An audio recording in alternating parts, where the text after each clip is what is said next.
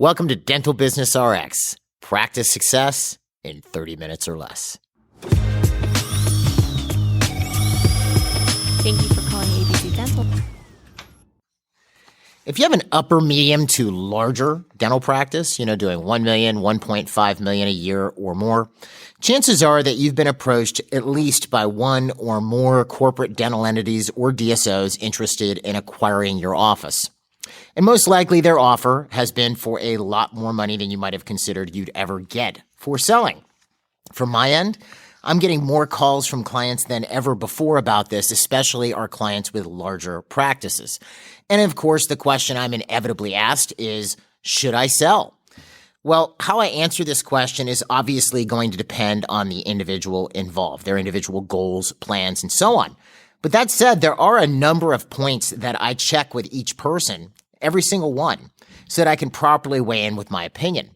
And that's what I want to talk about in this week's episode of Dental Business RX. Should you sell to corporate? What are some of the things you might want to consider when making a decision, laying out your future plans in a post-sale world, and a little bit about where I think all of this is going with relation to the corporate acquisition of offices and how you can take advantage of it. My name is Jeff Bloomberg, and I'm your host. And to start off, why don't we begin with how we got here? Now, what do I mean by that? There used to be a way for 30, 40 plus years that dental practices were purchased, bought and sold and turned over and transitioned. There were whole companies that focused on transition, and there still are. And that's changed. That landscape has changed quite drastically, especially in the last, I would say, 3 to 5 years. More than that, overall, it's been changing, but it's gotten really heavily changed over the last 5 years. So I want to take a look at how this used to work and how it works now, what's the difference, and why this is such a big deal. So how did it used to work if you wanted to buy a dental practice or someone wanted to buy yours? Well, the formula used to be very simple. You would pay 70%, or it might be a little bit less, might be a little bit more, depending on the age of the equipment, as well as a couple of the other factors. But you'd eventually, on average, would pay 70% of last year's collections. That was the benchmark. That was how it worked. All right. So if there was a practice that had done $1 million, you would pay $700,000. Again, it might be less, might be more, depending on the situation, but that was the average. Now in Canada, it's a little different. It's always been a little bit more. And then I remember seeing back in, 06, 07, when asset prices were inflating like crazy before the whole real estate crash. In some pockets of the U.S., you had areas where people were paying 100, 120% of last year's collections for a practice. But that was generally the deal. That was how it worked. And, you'd buy a person's office and the main doc would stick around for anywhere for 3 to 6 months, depending on what you wanted. Maybe they'd stick around longer, but usually you wanted to at least move them off a bit so you could make the practice your own. And then the practice would be yours and you'd end up paying 70%. So if it was a $500,000 practice, you'd pay $350,000. It was a very simple deal. Wasn't complex at all. Now, about 10 years ago, there were some corporate entities, DSOs, that started to get into the field. There's some that are still around, and they started to pay a bit of a premium. They weren't paying like they pay now, but they were paying a bit of a premium, 110%, 120%, maybe 100%. Maybe the deal didn't always work out that way. We had one client who had a deal set, bigger office, and then the day the deal was supposed to close, the corporate entity had changed their mind and had lowered the price, and the doc had already more or less, pulled up stakes, so they took the lesser amount of money, right? But it was nothing like today. So what is happening today? Okay, so you have a bunch of different, and it's hard to differentiate. There's quote unquote corporate dentistry, which for our purposes we'll call chain dentistry. You'll see a chain where they have multiple offices across the country and they all have the same name. So if I'm a patient and I'm walking into one of these offices, I know this is a dental chain. We'll call that corporate. And then you have DSOs, which kind of operate the same way to a degree, but the individual offices may still look like a private practice. All right. And I'm not going to get into names of different companies that do this because you know what, folks, you know them. You know the different companies that do these different things and the different ways they do them. So it really doesn't matter. And we do have a lot of listeners from Europe and Asia and other parts of the world. So I don't know what degree of penetration there's been with corporate dentistry in your areas. There are a lot of rules here in North America. I know in Canada and the US, it's been pretty big. But maybe this is happening in your area, and give me some feedback. I'd love to hear from you. But either way, So that's essentially what it is. You have corporate DSOs. They kind of end up doing the same thing more or less with, I'm not going to split hairs here, but essentially you have some entity controlling the practice, all right, especially if they're buying the underlying practice. So how are they paying for these now? You've probably heard this term. You may or may not know what it means, and I'm not going to get into all the crazy financial specifics, but let's confront it because it's a term that you hear. They are paying a multiple of EBITDA. EBITDA, EBITDA, and they pay a multiple of it, 3 times, 4 times, 5 times of your EBITDA. So what is EBITDA? It is earnings before interest, taxes, depreciation, and amortization. Okay, so we know what interest is. We know, interest expense. We know what taxes are. Do we know what depreciation is? Well, if you own a piece of, let's say, commercial real estate, you're normally depreciating this real estate over 30 plus years, depending on how you've got it set up with your accountant. So if I have a $3 million building, I'm writing off as depreciation, as an expense, even though no money went out the door for this. Let's say I'm depreciating over 30 years. I'm writing off $100,000 a year. That shows up on my profit and loss as an expense. Amortization is similar, but it's usually for more intellectual properties and some other things. But it's a write-off, okay? But it's not a real expense, but it's an expense for tax purposes. So it's earnings before interest, taxes, depreciation, and amortization.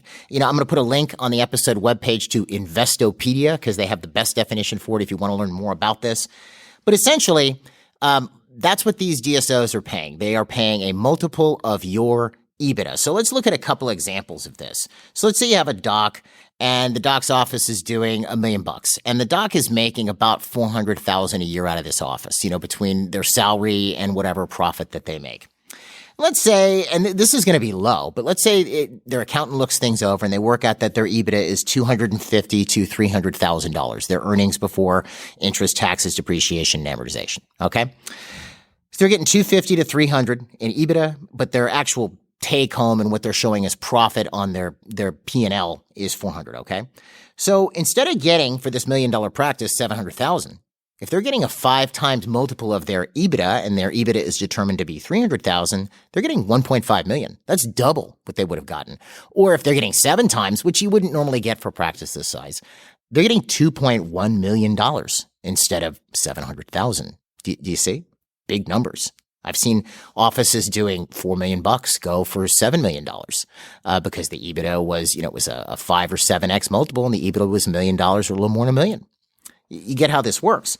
So whereas if you had an office doing $4 million on the conventional old system, they'd get $2.8 million because 70%, right? Now, what makes this a little bit more challenging, especially on larger offices, is let's say you have a larger practice and you're doing $4 million, $5 million a year.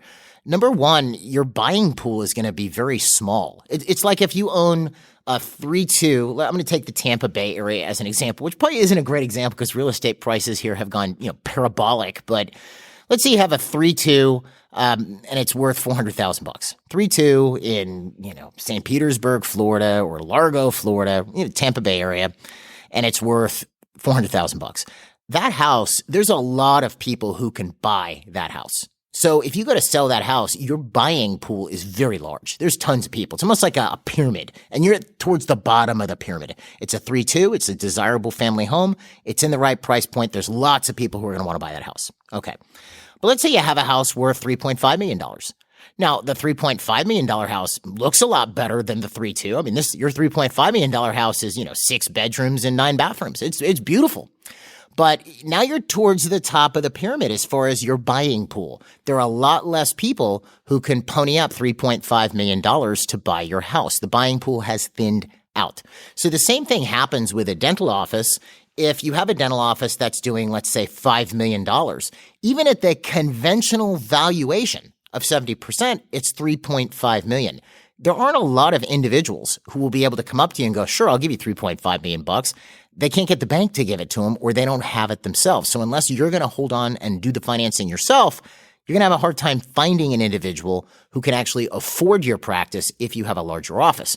Plus, why would you sell? I mean, this is the question I would get. Why would I sell for $3.5 million when I have this DSO offering me $9 million? And, I get it, right? I get it to a degree. But so you're number one, you're not going to get, usually that 70% number holds in the private in private transactions. I mean, you can always negotiate, especially for smaller practices it holds. For a larger practice, you can always negotiate, especially if you have a DSO who's interested in buying and versus a private buyer. But usually a private buyer isn't going to be able to qualify to be able to come up with that kind of money anyway. And the DSO just has tons of money from, the hedge fund that they're associated with, and they're just going to cut you a check. So it's big money. So the question is, if you find yourself in this boat, you have this corporate entity and they want to buy your dental practice again, should you sell? And again, it depends on what you're looking at. So here's what I want to get into a few of the considerations that I would recommend you look at as you're going through this process. I mean, the first thing I would tell you is if you're considering selling your dental practice to a corporate entity, or even anybody for that matter, but especially a corporate entity, is have a killer attorney. Have a really good lawyer. Don't bargain shop on this one. You want a really good attorney who can protect your interests throughout this entire process, right? You want to, because pretty much you're going to be fashioning an agreement of some kind, and agreements can be negotiated. And this is why you want somebody who's pretty tough on your side. So let's look at a few of these considerations. Like number one, if you're looking at selling to a DSO, you first want to look at how long you want to work and stay in the area. Do you plan on moving? How long are you willing to stay in the practice? A lot of DSOs are going to want you to stay there for 5 years, especially if they're paying you big money. Do you want to stay there for 5 years? Maybe that's a point that can be negotiated. Maybe you can get it down to 2 or 3 and you're comfortable with that. Also, if let's say you had plans to take a month off here or 2 months off there, you were going to take a trip around the world with your spouse next year for 2 months. Well, you're going to want to make sure all of this is in negotiation when you go to sell. You don't want to come up to whoever you're dealing with at the DSO later and go, hey, I want to take 2 months off, because you're no longer in that same position you were in when you actually own the practice. And here's why I usually give a client a couple pieces of advice. Generally, what I've been seeing more of lately with DSOs is they don't want to rock the boat, especially if they're purchasing a very successful office. So normally how they're structuring these deals is, let's say they say your practice is worth $8 million. Okay, well then what they're going to do is give you 80% of that and keep 20% in the practice, okay? Or some variation thereof. They're going to give you 70 and you keep 30 or something, okay? So you can give you 80%, and let's just use that because that's easy to think with 80-20. The practice sale price is $8 million. So they're going to give you 80% of $8 million, as a check or a wire or whatever. Here's $6.4 million. I mean, that's really cool, right? But then you got 20% of the practice you still own. The idea is that you still have skin in the game. And I'm going to get into how these numbers don't work a little bit later at times. A little bit later in the podcast, but let's just look at this. So you're getting $6.4 million. You own 20% of the practice, and you're not going to get that other 20%. You're going to have an opportunity to sell in a few years, but you won't get that 20% if things crash from there, right? Okay. But generally what they're going to want is they're going to want you to maintain whatever you were doing before, because obviously the place was successful enough for them to want to buy it, right? So if you are chairside for 32 hours a week and you're the primary producer in the office, that's sort of the dynamic they're going to want to maintain. So if that's not the dynamic you want to maintain for the next 5 years, well, then this isn't going to work. All right. So what I recommend to a client, if this is in their future, right, especially if they're going to be leaving the area, eventually, that's their plan. They eventually want to move out of state or whatever, is start moving yourself away from being chairside. Because, I've seen actually clients do this where they are, in the office a minimal amount, that I'm talking about like a day a week, 2 days a week, or they have no chairside involvement anymore. They're the PR person for the practice, the face of the practice. They don't even do case presentations. They have associates who do all this. And most of the treatment's being delivered by associates. Well, then when a DSO comes and buys your practice, they're going to want you to continue doing the same thing. And if you're really not doing any of the dentistry or the management, then fine. Maybe the management they don't mind, but you could just go. They're not really married to you at that point staying, because they're going to want to not rock the boat. So if the current iteration of your job, is something that you don't want to keep doing for 5 years, then you're going to have trouble if you sell to a DSO right now, because they're going to want you to keep doing, in most cases, again, everything is negotiable, but they're going to want you to keep doing what you were doing. So if this is in your future, start looking at what configuration you would want in the practice, because you also have to evaluate what is more important to you, time or money. Or are they both of equal value? If, let's say it was important to me that in the next 2 years, let's say my kids were in school nearby, they're in college near the office, and they're going to be graduating in a year or two, and they plan on moving out of state, and I've wanted to move out of state in 1 to 2 years, well, then I don't want to lock myself down for 5 years, and I'm going to negotiate that. I might take less money so that I can leave because my time is more valuable to me. You see, so these are the things you're going to want to really consider, because once you sign that, on that dotted line, you're contracted. So it's not even dotted anymore, is it? It's more of a straight line. Once you sign the contract via DocuSign, you're in. So you have to evaluate based on what they want from you. Is that something that you actually want to provide? So that's the first thing. Second thing is, what changes are they planning on making in the practice? Again, like I've said, I've seen a few DSOs who really don't want to change anything because, hey, it's really working, right? Maybe they want to make drastic changes. In a lot of cases, what they normally want to do is they'll tighten expenses up a bit, and debt service is restructured because there isn't any debt anymore because they bought the office. But they may want to, the money goes another place because now it's to the DSO corporate entity. But otherwise, they want it to just stay more or less the same. If you're comfortable with that, which you probably are, then that's a good thing. Maybe they want to make drastic changes, and maybe the changes aren't so bad. Maybe they're going to bring a few specialists in. This is what I'd want to find out, and I would want spelled out in the agreement, even though, especially if you're holding on to part of the practice. Because keep in mind, if you're a 20% stockholder and they've only given you 80% of your money, you're still an owner of the business. So you want to have an idea of, maybe you're not the senior partner anymore, but where are we going? What is okay and what is not okay? This is why I say, okay, maybe you're going to spend, and I'll give you a ridiculous number, 30 to 40 hours of figuring out everything you want, but it's worth it because you're committing yourself for years, okay? So you might take a look at, all right, so you're going to buy my office, and what are we going to do here? Well, we want to add an oral surgeon and endodontist. What days do you want to add the oral surgeon on? This day, this day. And we did an evaluation. You're referring out X amount of root canals. We could bring an endodontist in 1 to 2 days a week, and we could put them as chair. Okay, but not a big deal, right? Who's going to hire the endodontist? They are. How much are they going to pay him? Fine. Okay, good. That works. I would want this all known in the beginning. And if they're going to let you manage the practice or let you continue to manage or continue to do whatever it was that you were doing before, then fine. But I would want to know what changes they're planning on making to the office. Maybe they tell you, oh, yeah, we're going to join every plan under the sun, moon, and stars, and that does not make you comfortable, then we may have a deal breaker here. All right? Next thing is, and obviously this is going to be part of any agreement you're going to have with the DSO, is they're going to have some form of a no-compete clause, and especially if you end up retaining some equity in the practice. How long – you're going to want to know how long is this for. Eventually, let's say you're done with your obligation for how long you want it to work there and you want to go. Is there any limitation on how far you can go once after your last day? Do you have to be 15 miles away, 20 miles away? Obviously, if you move out of state, it shouldn't be a big deal.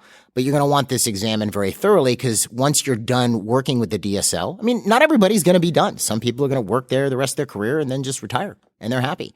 But let's say your plan is to be done. Then I'm going to want to figure out, what does that mean? Where can I go, and what am I limited, and what limitations do I have based on this contract? The other thing I throw in there with this is, and I'm a fan of doing this in any type of business agreement or contract that I enter into or I'm involved in crafting, which is, most contracts are and business agreements and partnership agreements, and for an LLC, a limited liability corporation, you have what's called an operating agreement, right? Most of these agreements lay out how things are supposed to work, which is good. It's supposed to, right? And this is how we're going to split the profit, and this is how we do this, and this is how we do that. The workout or the figure out on what to do if things really go wrong is not given enough thought. So let's say you and I are in partnership, and we figured out what we're going to do when we make X amount of dollars and how we can bring in other partners and all this good stuff. But we really didn't spend any time figuring out, what if after 2-3 years we hate each other's guts and don't want to work together anymore? We didn't really figure that out. So when it comes time to one of us wanting to sell and get out of the business, it's a bit of a mess, right? Because, I've got a lawyer, you got a lawyer, we got a big mess on our hands because we never really thought this thing through. I would want to make sure in my relationship, if I were doing this, selling to a DSO, what happens if this doesn't work out? What if I'm there for a year and I just can't stand it? Like I get up in the morning and I am stressed out of my mind going to work every day. I don't want to go to work. I hate this place, but I've already sold, so there's nothing I can do about it. what happens if I bail, and how do I bail in a way? This is the important part. And I do this with every operating agreement that I enter into for any other partner as well. How are we going to part ways, and how are we going to do it in a way that is fair and proper? Has to be fair. Okay. So I'm not going to try to, pull a fast one on them and not pay full value for their shares. I'm going to do this right. All right. So you want to make sure whatever agreement you sign, when you sign over either a portion of or all of your business, that it's worked out. What's going to happen if things don't work out, and how do you leave in a fair way so that you are properly compensated and not just left hung out to dry, rather. Okay. Now, next thing we're going to want to look at is how much are they paying you? How are they paying you? And what is your compensation for staying there for the period you're supposed to stay there? Well, I remember seeing one deal that was a bit of a joke, okay? It basically paid the doc nothing except the buyout. So essentially, the way the numbers worked out, they could have just kept owning their practice and made the same amount of money over a 5-year period. They were going to get 4 or 5 million bought, and that's what they would have made, right? So you want to look at, what are they paying you? What are they holding back? Is it 70 or 80% that you're getting? Is that 80%? Let's say they're giving you 80% and you're holding 20. What if you don't meet the benchmarks to get that other 20% when the time comes to sell? Are you happy with the 80%? Because that might be all that you're getting. Like, let's say you agree to sell your practice for $10 million. You're going to get $8 million now, and you're going to have to work there for 5 years. Now, let's say prior to this, before selling, you were netting out of your practice that you're selling for $10 million, you were netting $1.5 million a year. Not bad, right? That's pretty good income. Let's say we're doing that. So you have this practice, it's doing whatever it's doing a year, 4 million, 5 million, whatever, and you're netting 1.5. Okay, so now you're selling it for $10 million. Well, in 5 years, if you didn't sell anything, you would have made $7.5 million. So you're only guaranteed 80% of this deal. So you're only guaranteed $8 million. All right. So, I know I'm throwing numbers out here, but let's look at the compensation plans. If you sit there for 5 years and do nothing and don't grow your business, which I would expect you to, you would make $7.5 million in net income. Okay. That's option one. Option two, DSO is offering you $10 million. You get $8 million now over 5 years. You're also going to get paid. I've actually seen a deal like this, by the way. You're also going to get paid a kind of a small salary, $150,000 a year as an associate. So over a 5-year period, you would have gotten a check for $8 million and $750,000 in doctor compensation, $8.75 million. And if you hadn't sold, you would have got $7.5 million. So I don't know about you, but the not selling makes more sense to me in that case, because that's really not enough to get me to move off a dime there. You know what? You're not really giving me much over a 5-year period. You're basically giving me what I already had. So, and then I have to meet those other benchmarks if I want that other $2 million. What if I don't? Well, now I haven't, and you own 80% of my business. So again, this is why as you do this, you want to make sure that you cover every single, this is your life's work, folks. This is the business that you always dreamed of building. You spent all this time. This was your baby. All right. So spend a lot of time figuring out what's going to happen and what your relationship is going to be before you part ways with it or sell. This is not a flippant decision. Do it correctly. Last couple things I'd say is, you want to take a look at how this is going to affect your team. If you've got a very effective team and part of what they're going to want to do is start getting rid of people, that might be a consideration that you're going to at least want negotiated into your DSO contract. May not be a deal breaker, but you would definitely, like I said, you can negotiate it. We want to get rid of your chief assistant. You're paying him or her $2 more an hour than you should. And you tell them, well, no, you need to fix that. Keep paying them. Like, okay, fine, we're going to do that. And the bottom line is make it work for you. Because the last thing you want to do is sell and be stuck in, a crap situation. Sorry for that word, folks, but it fits best for 5 years. All right. That's what you want to avoid. All right. And you want to make sure that you're compensated fairly. I've seen clients sell with the idea of moving on and creating a new setup, and it works just fine. Maybe they're locked in for 2 to 3 years. And you see, because that's the beauty of it. MGE clients, there's something that private dentists, especially MGE clients, can do that DSOs have proven that they cannot. An MGE client can build a practice and scale it. That's why they can sell their practice if they build a big, humongous practice for, a lot of money, because they built that. Whereas a DSO doesn't do that. A DSO will not go buy a $30,000 a month office and build it up to $2 to $3 million. That's not their MO. That's not what they do. Whereas a private dentist, especially MGE clients, do that stuff all the time. I've seen clients do this routinely. They'll buy an office doing $300 a year. Now it's doing $1 million a year. And it's the second or third location. So MGE clients can scale. Private dentists properly trained as executives, salespeople, et cetera, and knowing how to market can scale. And DSOs cannot, which that's why DSOs don't buy small offices. Usually an office isn't a DSO target till it's doing at least $1 million a year. And this sort of brings me to where I think all of this is going. So here's what I see. So the conventional math on how to buy a dental practice, the reason why it stuck around for so long was because it actually worked. And look, price is completely arbitrary. If you go, how much is a home worth? It's worth what someone is willing to pay for it. And that's the truth, right? How much is a cup of coffee worth? It's worth what someone is willing to pay for it, right? Now, if you want to sell a lot of cups of coffee, you want to have it where a lot of people would be willing to pay that for a cup of coffee. Otherwise, you're going to only sell one.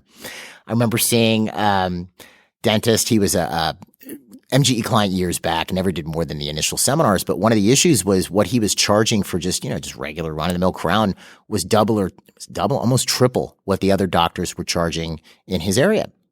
I remember talking to him about this, and he goes, well, my crown's worth that. And to give you an idea, I'm not talking about like double or triple the DSO fee. I'm talking about these docs in the area were charging $1,200, and he was charging like $2,800 or something for just a regular crown. He wasn't a prosthodontist.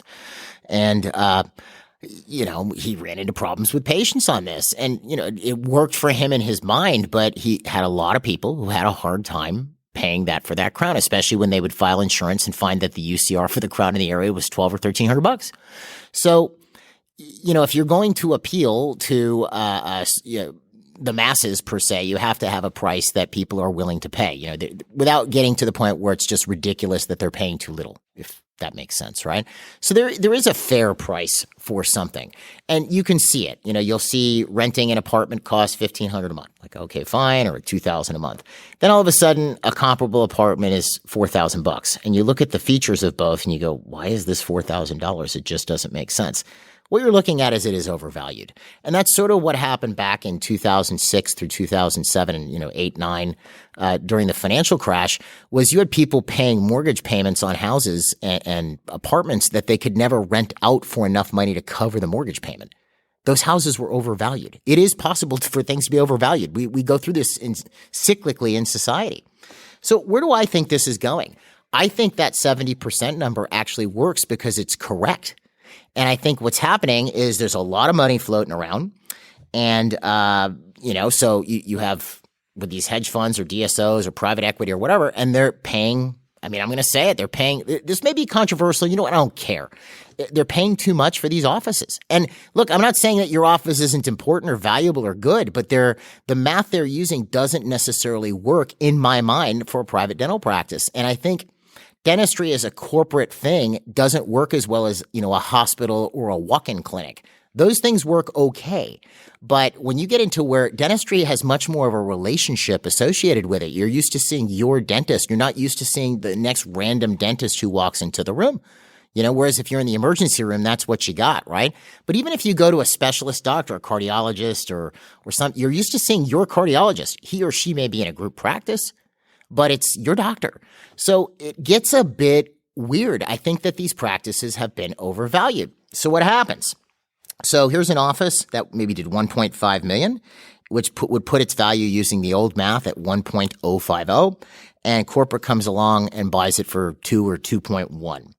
So they do this enough. Well, number one, they've messed things up from a multiple perspective. Now, part of the traditional, and maybe I'm going too far with this and you're going to shut me off or whatever, but just hear me out for a second. This whole multiple of EBITDA thing, okay? Sounds ridiculous. Paying 5 times EBITDA or 7 times EBITDA.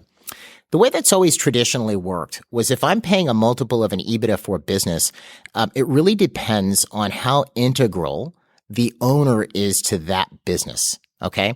The more integral the owner is to that business, the lower the multiple. That has been traditionally how this has worked. And I'm sure someone's going to tell me I'm wrong, and I don't care, but that's just what I've seen. So in other words, if I'm buying Dr. Susie Smith's dental practice, And that's the name, Susie Smith, DMD. If your name is Susie Smith, I'm sorry, I'm using a fictional name, okay? But let's say it's Susie Smith, DMD, and I'm buying Susie Smith's dental practice, and Susie Smith is going to be gone in 3 to 6 months because she is retiring. I'm probably only going to pay a 3 multiple off the EBITDA for that practice if I was using EBITDA rather than the 70% concept, because it's worth less because the doctor is integral to the practice. Whereas if I were buying a supermarket, where, I don't know who the owner of the supermarket is. Their picture's not anywhere. I'll pay a higher multiple because from a business operations perspective, they are less integral to the success of the business from the public view, at least. Do you see? So this whole 5 to 7x multiple, I think the DSOs are trying to get around it by keeping the doctor there for 5 years. But I think they're paying too much. So what's going to happen? They're going to pick up a bunch of offices, which they're going to end up on their balance sheet, right, as an asset, and it's overvalued. Okay?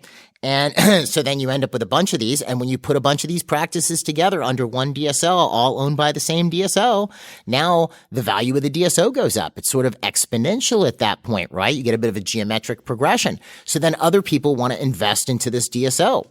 So if you were in that DSO and you owned 5 or 10% of the DSO, and you were, your 5 or 10% was worth, I don't know, 5 to 10 million. Well, now because you've acquired more offices, the value of the DSO has gone higher. So your 5 to 10% is now worth 10 to 20 million. And maybe you cash out at that point or 20 to 40 million. So I think this is going to continue because that's the way that a lot of these DSOs make money. Well, not how they make money, but what happens is they recapitalize. More investors come in and then other investors, sell some of their shares or get out. And, hedge funds are involved, et cetera. And really, the business model, what these DSOs know how to do is add specialists, keep the place running. They're usually good with their finances and the math and whatnot, but they're not necessarily, especially when the time runs out for the owner doctor. The owner doctor is gone. If the owner doctor decides not to say, which sometimes they do, the person with the real skin in the game that was driven to build this practice is now gone. So you kind of see where this goes. More and more offices are acquired. The original DSO players have all cashed out. They've moved on. Now it's this big corporation. They own all these offices. They don't really know how to scale or salvage an office that's starting to go through a bit of a swoon and drop off. They can't tap into any cash anymore. Then things sink. They start to go bad. And that's why, if I was going to do multiple practices, and this is what we've advised our clients, I probably wouldn't I'd rather have a bunch of smaller offices than 1 or 2 big mega offices or 5 mega offices. Because if I have a mega office that's doing, I know that's not a technical term, mega office, but a big office. So you have an office that does $500,000 a month, right? I'm doing $6 million a year out of this practice. I mean, there's nothing wrong with that. But let's say I have several locations like that. Well, what's the overhead on this $500,000 a month office? It's probably, $250, $300. 400 maybe. Well, if we have a bad month, and collect 200, that's like a cash flow black hole where that money has to come from somewhere to make up the loss. So whereas if I had, a bunch of small offices doing 100,000, sure, maybe my profit margin isn't as high, but if I have an office that's doing 100 and the overhead is, 40, if it has a bad month, it's not like it's catastrophic at that point. And it's a more sensible way to grow. Plus, again, like I said, because the DSO can't scale, and this is why I say this from a confidence perspective, I say with complete confidence, our clients, if I take any one of our clients, and I can do this, you take a practice, it's doing $300-400 a year, it's very easy. And I say this with certainty. Maybe you think I'm just being brash. To get that practice doing over $1 million the next year is like a snore, okay? It's easy. There's nothing unethical going on. As a matter of fact, customer service will blow away prior customer service. The place will be busy, fun, with a great staff. So why would I pay a ton of money for a practice? It's a practice doing 300. I got it now doing $1 million. So I paid $2 for this practice, 210,000. Now it's doing $1 million. It's worth $700,000. Why would I not do that as opposed to, I'd rather do that than going and paying for a practice that's doing $5 million a year, $1 gazillion, and having to make sure that it doesn't sink, which is the position these DSOs find themselves in. And eventually they're going to follow the way the math is going to work. And there's going to be, you're going to have all these offices on the balance sheet. They're eventually overvalued. They sink, and now they're in trouble. right? And some DSOs will survive. There's ones that have been around for a while that are fairly smart, but I think there's a lot going because it's like a week doesn't go by I don't hear about another one. So I'm making a prediction. I think you're going to have a situation, especially with the nature of the beast with dentistry, because it is so personalized, where you're going to have a situation where some DSOs will make it and others will have almost done like a kind of mini 2008, 2009 situation, like a mini Lehman Brothers situation where their balance sheet was completely wrong because they had a bunch of overvalued offices. Maybe I'm putting myself on a limb making a prediction like that. Probably not, but that's my suspicion, folks. That's what I think this is going long term. Now, how does that impact you? How does it impact MGE clients? I mean, it really doesn't in a way because here's the truth. There's been an undersupply of dentists. I've talked about this in prior podcasts. That's gone on for a while. That supply is just starting to catch up. Meanwhile, the population is growing every day, every minute. So there's always going to be patients that need dentistry. Everybody has a mouth. So if you know what you're doing and you're a good clinician and you're trained on how to run a business, it's very easy to succeed in private practice. So what do I see happening? I think you're going to have a few of these DSOs survive. I think you're going to have a lot of DDSOs, dental-owned DSOs, maybe where you have a doctor who's got 20 practices, 40 practices, where you still have a strong presence from the owner doctor who started it all. I think you're going to see plenty of private practices. I think you're going to see plenty of people sell their offices to DSOs and eventually move to other areas and start all over again and scale. It's really not that big of a deal. It's very easy to do. So as far as, should you sell?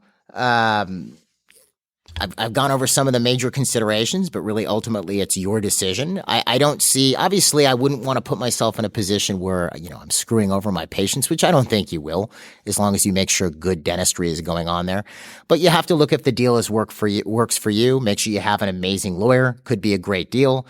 Negotiate it so that it really fits what you want. You don't want to find yourself a year or two later hating yourself for having done it.